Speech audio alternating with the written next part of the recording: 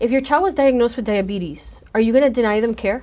Right. No, you're going to do what you can Of course. to treat your child's diabetes because they could die. So a mental health diagnosis is kind of the same thing, right? You know, why wouldn't you want to treat, especially a child who has like severe depression or bipolar disorder or a borderline personality disorder? Why wouldn't you want to treat that the same way you would treat a medical diagnosis? Why is this any different? It still requires attention. And if you don't treat a mental health diagnosis, you're setting your child up for failure, or worse, for them to have like a lapse in judgment and then do something that's going to ultimately like hinder them in some way, whether it's suicidal ideation or they're going to commit an act, because kids who have bipolar disorder might be, or a conduct problem, might be engaged in like risky behaviors. And so now you're putting your child at risk, which is something you were trying to avoid as a parent. Right, right. So the first thing is like the cultural component, right? Yeah. I think, especially us as Latinos here in Miami, parents are not comfortable with their kids being overly emotional. And especially in males, it's always taught to like, keep your shit together, man. Don't express it so much. And like a lot of my guys have ADHD, and I always find it's just so contradictory, right? That like a lot of the parents don't want to accept what it is that's happening with their kid. And the more that you fight it, the worse the thing that's happening with your kid is. It's like if they have a cancer, it's like if you don't accept the cancer, it's going to keep growing. Like the first part of the cancer shrinking is accept this reality. And then part of the healing process and helping the kid deal with it is like, for example, an ADHD kid, they're going to have big feelings. They're going to freak out. Don't freak out about their freak out. Understand that it's a natural part of what's going on in their brain. And the more that you're at peace with it, the more that you'll be able to coach and guide them on how to handle those big feelings. And on the other hand too, if you overreact to it, you model the opposite behavior of what you want. So the more you know about what the kid is going through, the better that you'll be able to help them.